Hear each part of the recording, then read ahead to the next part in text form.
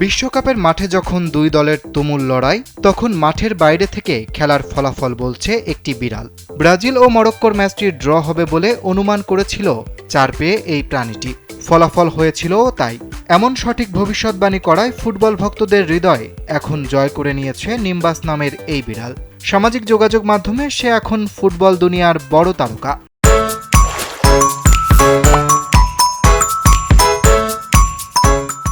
সম্প্রতি এক ভিডিওতে দেখা যায় কলম্বিয়া ও DR কঙ্গোর নাম লেখা দুটি প্লেটের সামনে এসে নিম্বাস মিষ্টি পায়ে হেঁটে কলম্বিয়ার প্লেটটি বেছে নেয়। ব্যাস, তাতেই কলম্বিয়া সমর্থকদের মাঝে আনন্দের বন্যা বয়ে গেছে।